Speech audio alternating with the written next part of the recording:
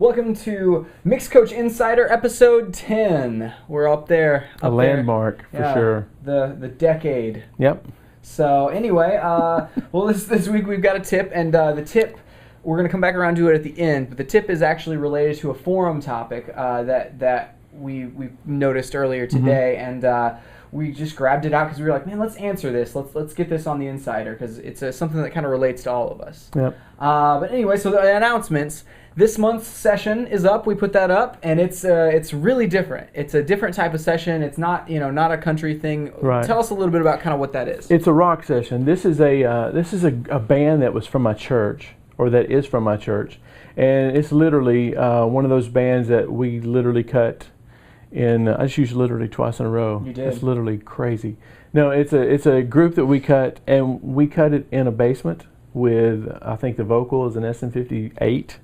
So it's as real as it gets. Was it all cut at the same time? The vocal was cut at a different time. We cut the drums in the first session, and then we cut the guitar players, and the guitar player and the bass player is the same person. So he cut all the guitars, and then we came back and did the vocals, and then I did a mix, and then we turned this particular song into what was my first tutorial video. Really? Which was it's called Ready to Pitch. Great. And so this is the session. If you've got the Ready to Pitch session you bought from Multi-Platinum Pro Tools, this is the actual downloads from that session that we never offered, or that Multi-Platinum Pro Tools never offered. Okay, so they just offered the video, and these are like the sessions with that. This is the downloads. Cool. And also this is the downloads from this session are the edited session. So, Yeah. but because it That's was right. all working musicians. There was some tightening up that was done. There was some, straightening of the drums and bass and stuff like that. Right. And you have videos on all that content that we're going to release next week, right? Yes. There's, okay. Man, you are going to be really happy about the downloads. There's I'll bet you there's, no, don't quote me on this, but I think there's 3 hours worth of instructional videos on this. Great. Now, for you guys who own the Multi-Platinum Ready to Pitch, it's not going to be new, and you'll notice that the sessions were done in an earlier version of Pro Tools, but all the functions are the same. I straightened some of the drums using.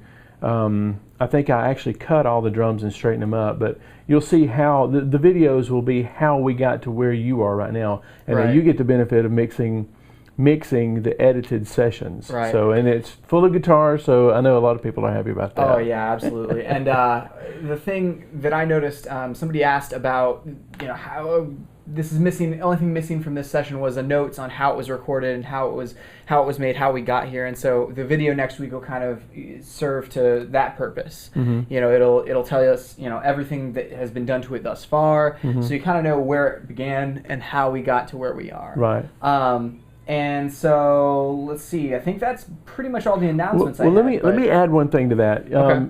If you have access to a certain membership level or a certain mixing session that we have, my plan is to constantly be adding stuff to that. So there's benefits to staying even past the session. There's benefits to being a member and for a long period of time, because we're going to be adding interviews, things that you don't have time to do within the course of a month, you have time to do within the course of 6 months or whatever. So if you wondered how certain things are recorded, sometimes we did, with me doing this most of my time and you doing the same thing, it's really hard to get interviews together, but we work all the time on that kind of stuff. So be looking for an interview on the Alabama Summer Day, because and watch Ben's career too, because I really think it's going to be good. And I think we're probably going to be doing, if you like Ben's guitar playing and stuff like that, we're actually working on a batch of his stuff now that we're going to be adding. Also, I'm doing another rock session that's going to be coming up in the coming months. That's done by all studio musicians, so it'll be a little bit different than that. So anyway, we have a lot of stuff coming up. A lot of cool stuff coming up, so hang tight, yeah. And okay, so some forum topics. I created a couple new forum topics just because I wanted to kind of get a feel for what people use, gear-wise. I've been kind of in the, I don't know why, but I've kind of been in the hardware mode in my mind recently, where it's been like, okay, what hardware is people using? What works? What doesn't? And just kind of doing a bunch of research there. So there's a couple new forum topics I created. And the first one is, what speaker headphone combo are you using? So, what speakers do people use? I went ahead and typed up, what I use, and, what headphones I use and what speakers I use, and kind of a little bit about that process and what they're good for. Then the next one was, what's your number one piece of software? So or hardware or software. Mm-hmm. So basically it's all about, if you could only keep one thing in your workflow, like would it be a compressor?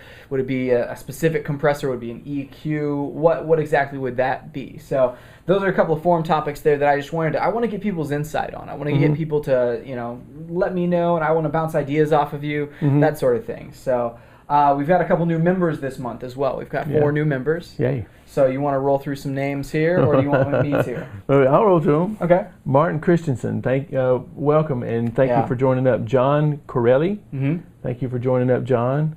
Derek Steep and Matt Butler. I actually I talked to Matt Butler via email today, and everything got him set up, and he had a couple of questions, and we so welcome, guys, and it's a pleasure to have you. Dive right in and jump on the forum topics. Let us know who you are, kind of what you work with, and all that stuff.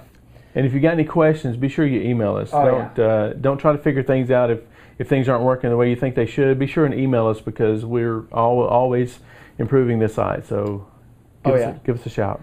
Now the biggest thing of this week and is probably announcing the winner of last month's of the Alabama Summer Day Mixing Contest. And the winner gets a SoundCloud. Is it solo? I think it's a SoundCloud solo account. Yeah. So a year long. You'd have to if you would put a link to this what the benefits are of the solo account. But it's pretty cool. I would like it myself. I would too. So anyway, do you want to announce the winner now?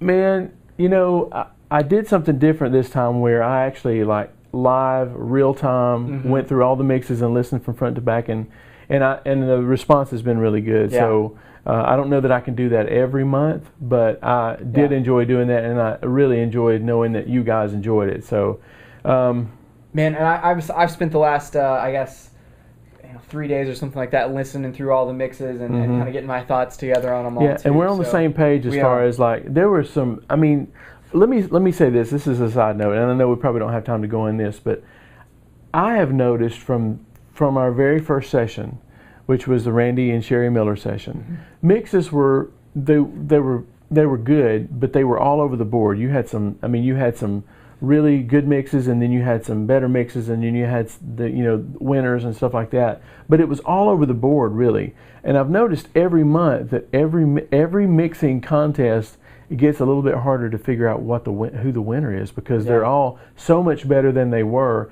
And it just proves to me that this is a concept that works, that iron does sharpen iron, and that these guys are on the forum asking each other questions and answering each other's questions and stuff like that. This is evidence that it works. So you guys are improving me, and you're improving each other. So that made this decision that much harder to do. Yeah, it made it really hard. Yeah.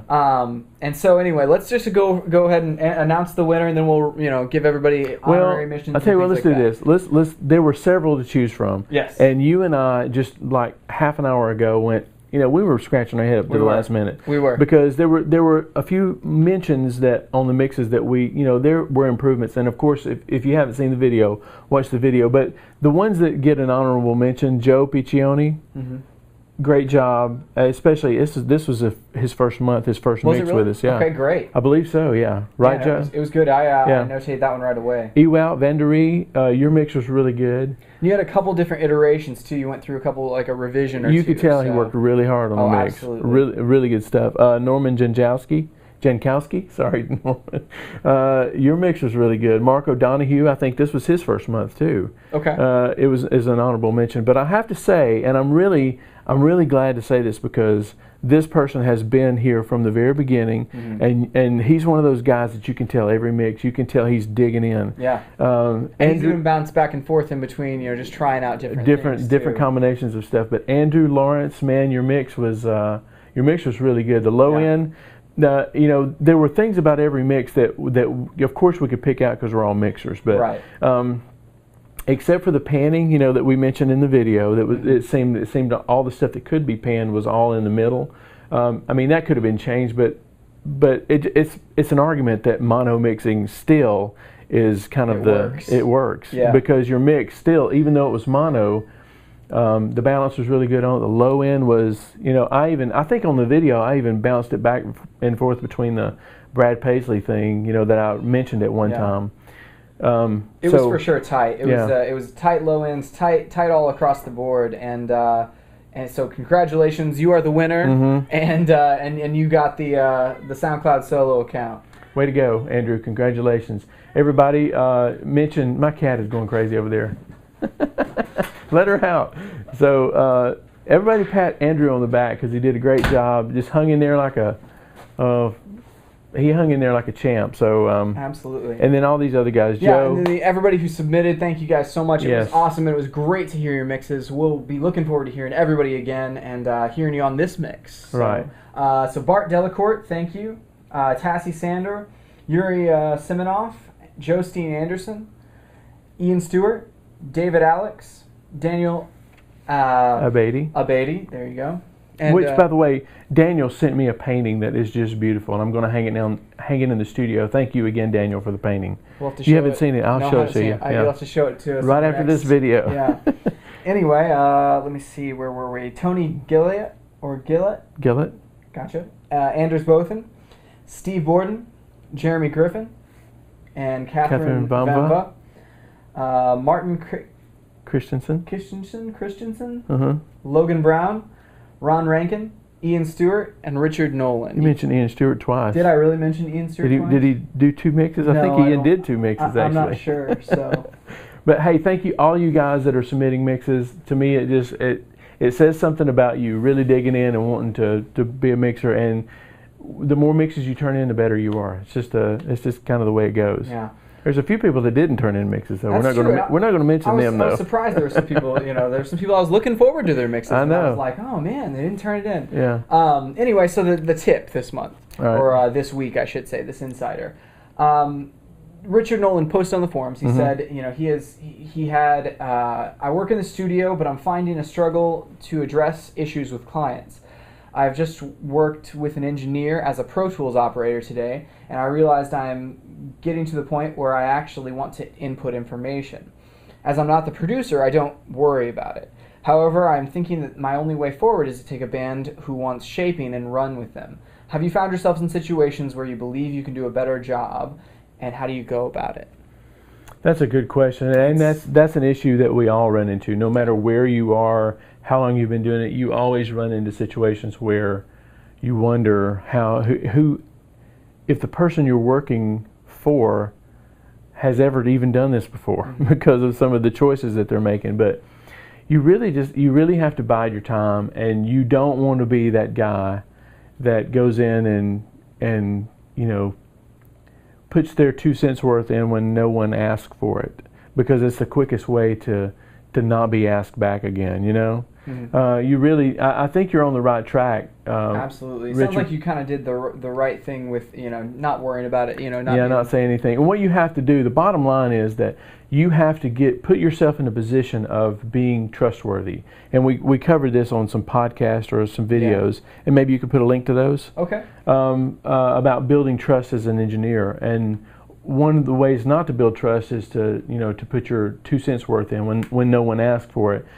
You just have to stay there, and if you want to add a suggestion, you might want to try pulling the engineer off to the side or whatever and saying, hey, have you ever tried this or whatever? But don't do it in such a manner that you'll come off as a know-it-all or whatever, because I know I've been in the position of being the engineer, and I miss some stuff, and someone would mention it to me, and depending on how much trust I had in that person was directly related to how I responded to it.